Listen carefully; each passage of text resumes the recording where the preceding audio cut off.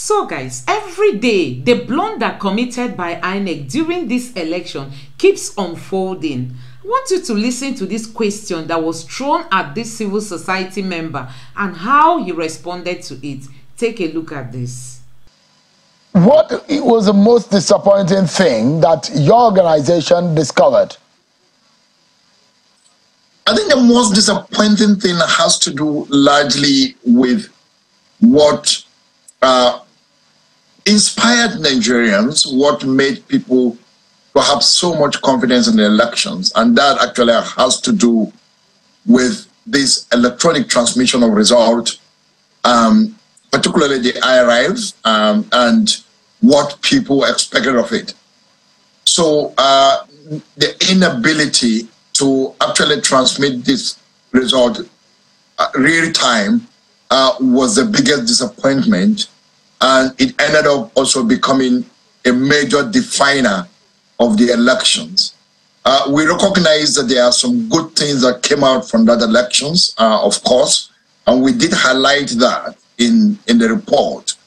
But the attention, almost a global attention, was actually on the role of the IRA.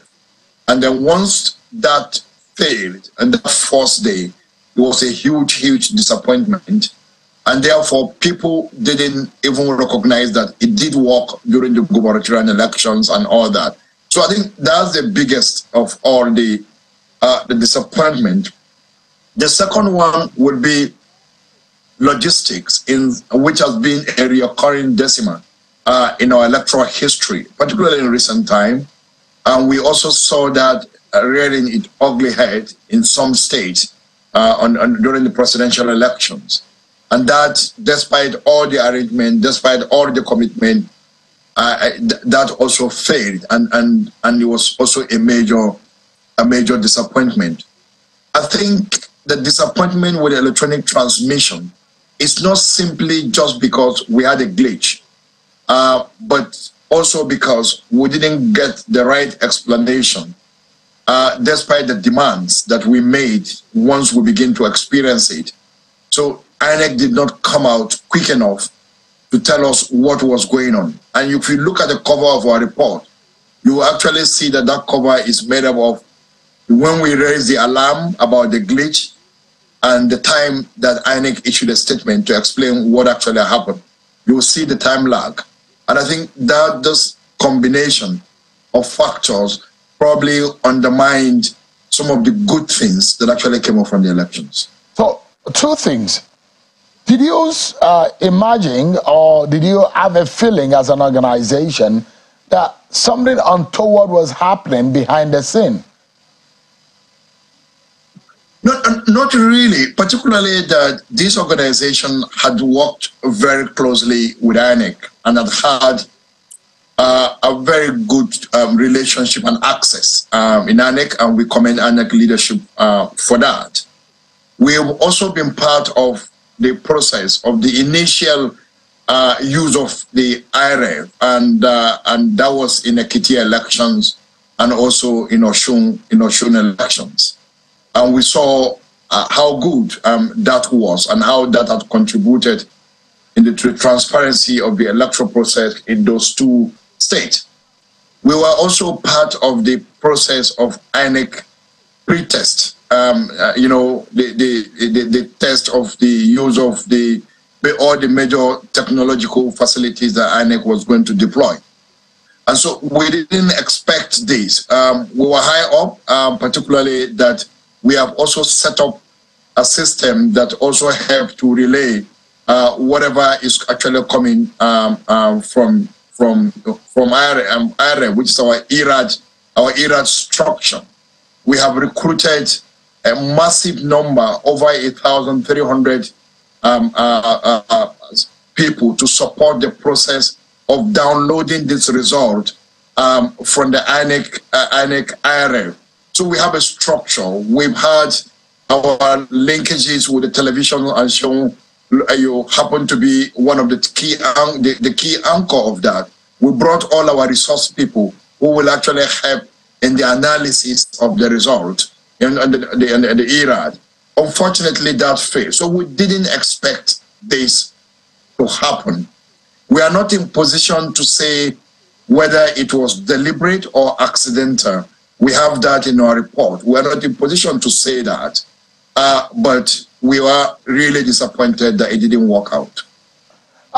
When you talked about the time lapse from when you approached Inec with your worries about the process and the time when they responded, what were you thinking Inec could have done differently from what they did?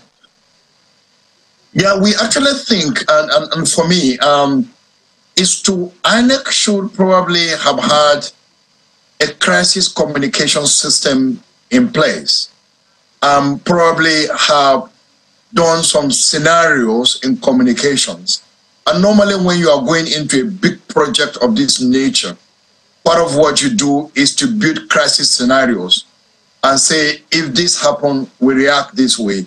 If this happens, we react this way. If this happens, we react this way. You need to have that plan, not because you think those things will happen, but because you don't want to be taken off guard.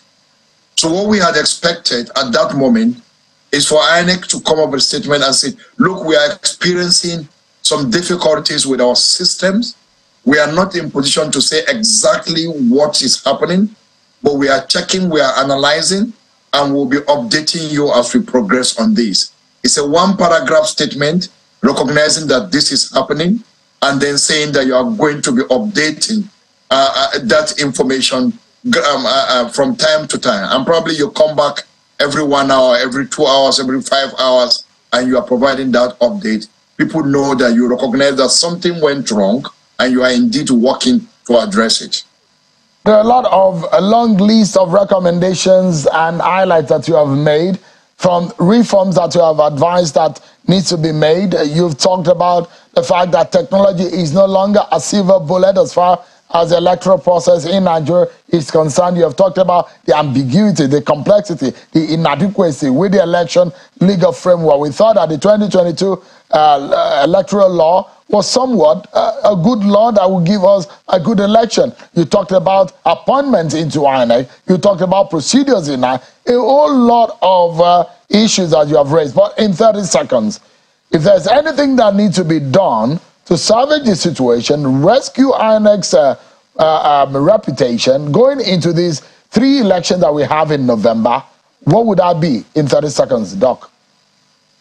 I think one will still be logistics, that perennial problem.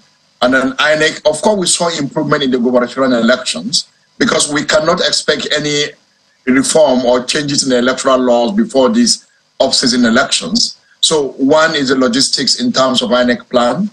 2, INEC have to assess to actually see whether its use of road transport workers as major vendors in terms of its transportation, whether it's still okay. I think it is not okay. Probably INEC needs to begin to engage logistics companies to support its logistic effort. There are strong logistic companies in the country that can be deployed, and they will go, they will get the vehicles, and they will get these things out. There are various different institutions that actually use such company in big deployment, and I think that may help INEC to address the logistics side. I think INEC also need to test all its technological devices that actually supports the elections, not just the beavers, but also test run the IRF and check to see where there are issues and address them. And then INEC will need to refine its communications. Election is a huge project.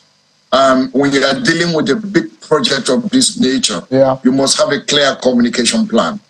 So guys, the credibility of INEC has a question mark at this moment. Nigerians can no longer believe INEC. Neither can they trust the INEC chairman. We are just hoping that the judiciary will dispense justice if we really want our democracy to stand tall. Let me know what you think about all this in the comment section below. Please don't forget to subscribe to my channel and turn on the notification bell. Thank you.